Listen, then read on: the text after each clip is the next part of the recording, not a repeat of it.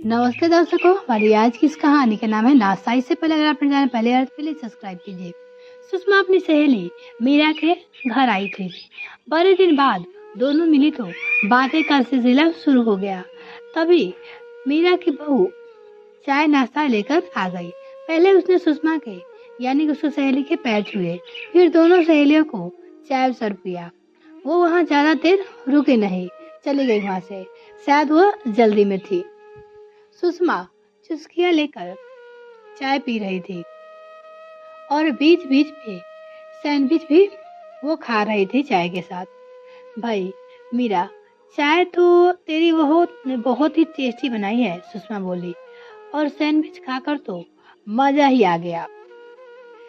मीरा से बहू की तारीफ हजम नहीं हुई। वो नहीं चाहती थी कि उसकी बहू की कोई तारीफ करे। तुरंत मुंह बनाते हुए मीरा बोली, नाश्ता तो मेरी बहू ने बढ़िया बनाया है, पर जो रसोई का बेरा गर्व किया होगा वो देखेगी तो अपना सिर पीटेगी लेगी। मीरा सुषमा से कहती है, अरे मीरा, तू भी क्या बेकार की बातें लेकर बैठ गई। सुषमा बोली, तेरी बहू सब बनाकर ले आई है, ये काम क्या कम है? ऐसे बनाने में क्या फायदा? समेटना तो मुझे ही पड़ेगा ना। मीरा बोली, तेरे को तो विश्वास नहीं हो रहा तो तू चलकर रसोई में देख ले, मीरा सुषमा से कहती है। मीरा सुषमा को उसके मना करने के बावजूद भी उसे जबरदस्ती खींचकर यानी कि रसोई यानी कि किचन की ओर ले गई। सुषमा को वहाँ कुछ ज्यादा बिखरा हुआ नहीं दिखा। बस ऐसा लग रहा था कि किचन में जल्दी जल्दी में सब काम किए गए होगा, इसलिए ज्यादा वहाँ पे बिखरा हुआ नहीं था, थोड़ा बहुत था, इसलिए थोड़ी चीजें वहाँ पे किचन में अस्त व्यस्त थी। पर मीरा ने तो बहू को कोसने की जैसे ठान ही रखी थी। मुंह बनाते हुए बोली, देख, ये चाय शक्कर का डिब्बा नीचे ही रखा है, मीरा बोलती है, और चाय का भगोना देख कैसे गैस पर ही सर रहा है। यूं नहीं कि इसे सिंक में पानी डालकर रख दे, रगड़ रगड़ कर तो मुझे ही धोना पड़ेगा ना। मीरा बोली, अब ब्रेड का डिब्बा भी प्लेटफॉर्म पे ही देख कैसे छोड़ दिया, पता है ना, बाद में सास सब समेट लेगी।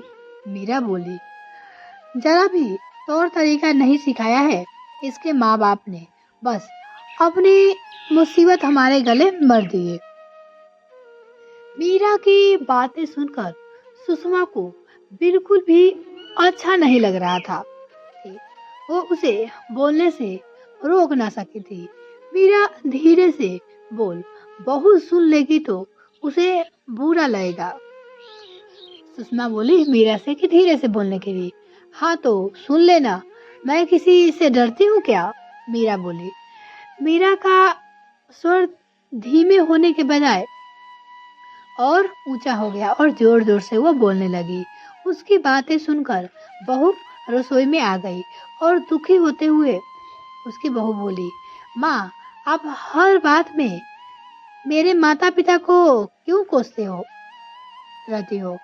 उसकी बहू बोली, मैंने तो यही सोचा कि जल्दी से आप सभी को चाय नाश्ता बना लेती हूँ ताकि मैं आप आराम से अपनी फ्रेंड के साथ बातें कर सकें।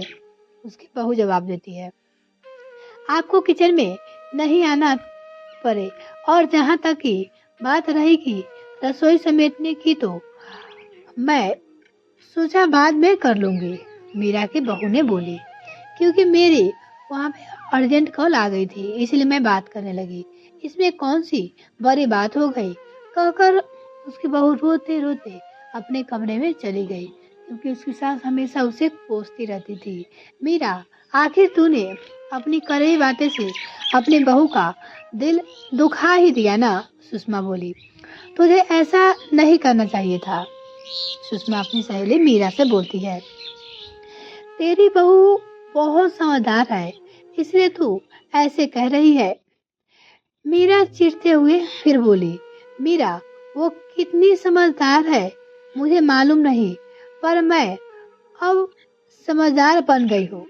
वो जवाब देती है, क्या मतलब तुम्हारा? मतलब यह कि मैंने रसोई में ज्यादा दखलंदाजी करना बंद कर दिया है। मैंने तो तेरे से भी ज्यादा सफाई पसंद थी, लेकिन हर चीज रसोई में किरेने से रखती थी। शुरू शुरू में तो मैं भी टोका टाकी अपनी बहू को करती रहती थी।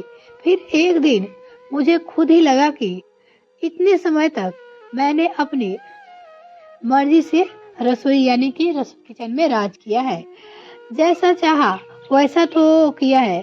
अब बहू को भी इस घर का हिस्सा बन गई है, तो उसका भी रसोई पे उतना ही हक बनता है। इसलिए वो जो मर्जी जैसे वो रसोई में कर सकती है। अब वो भी रसोई का जैसे रखना चाहे वो रख सकती है, वो उसकी मर्जी है। बस उस दिन से मैंने टोकना छोड़ दिया।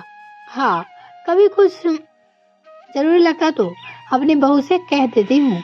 घर में शांति बनाए रखने के लिए अपनी आदतों से अब समझौता तो करना ही पड़ता है, क्योंकि बहू को ज्यादा टोका टकी करेगी तो ये सही नहीं है।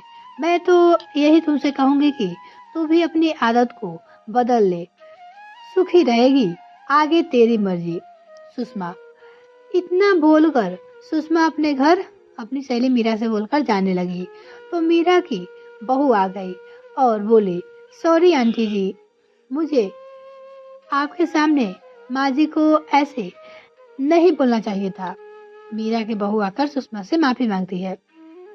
आपका भी मूड यहाँ पे आके खराब हो गया, क्योंकि मैं मम्मी जी को बोल दी थी। वो बोली, नहीं बेटा, सुषमा जवाब दी, ऐसी कोई बात नहीं है, सब घरों में ऐसा ही होता रहता है। बस मैं तो यही कहूंगी कि हमें एक दूसरे की भावनाओं की कदर करते हुए भी मिलजुल कर घर का काम करना चाहिए, ताकि आपसी मतभेद ना रहे। कभी किसी को ऐसे करवे बोल ना बोले जिससे घर में अशांति यानी कि घर के लोग एक ना हो और घर में जंग का मैदान ना बजाए। इससे अच्छा है कि मिलजुल कर रहे और सुखी रहे। सही कहा आपने आंटी, उसकी बहू बोली। बस मैं भी चुप रहने की कोशिश करूंगी। और मीरा की बहू सुषमा से बोली, मैं नहीं कुछ बोलूंगी, चुप रहूंगी। बहू, चुप रहने की जरूरत तुझे नहीं है, मुझे है, क्योंकि यदि मैं ही फालतू नहीं बोलूंगी तो तुझे कुछ बोलने की जरूरत नहीं पड़ेगी। मीरा अपनी गलती को स्वीकारते हुए अपनी बहू से बोलती है। अब उसे अपनी गलती का एहसास हो गया था और ये हुई ना बात। सुषमा खुश होते हुए उसी समय बोली, माँ मुझे माफ कर दो, अब से मैं साफ सफाई का पूरा ध्यान रखूंगी, आपको शिकायत का कोई भी मौका नहीं दूंगी। मीरा की बहू बोली, चल अब बहुत हो गई बातें, जा अब ऑफिस का काम भी देख ले। वैसे तुझे अपने आप को बदलने की कोई जरूरत नहीं है। मीरा बोली, तू जैसी है वैसी रहना। मीरा अपनी बहू से बोलती है। कहकर मीरा ने अपनी बहू को गले से लगा लिया तो उसकी बहू का चेहरा खिल उठा। अब उसे खुशी हो रही थी कि चलो सासू अपनी गलती का एहसास हो गया।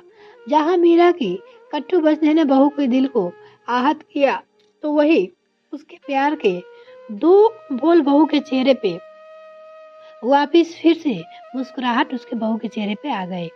ये बात मीरा के समझ में अच्छे से आ गई थी कि रिश्ते में तकरार से नहीं प्यार से चलते हैं।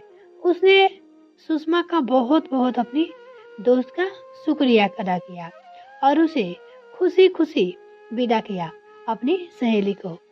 अब उसे अपनी गलती का एहसास हो गया था। अब अपनी बहू को भी बोल चुकी थी कि आज के बाद ऐसा कुछ भी नहीं करेगी जिससे उसे बहू को दुखी हो। यह कहानी आपको कैसी लगी कमेंट सेक्शन में जरूर बताइएगा। अगर आपके पास भी ऐसी कोई कहानी है तो आप मुझे ईमेल द्वारा भेज सकते हैं। बहुत बहुत धन्यवाद।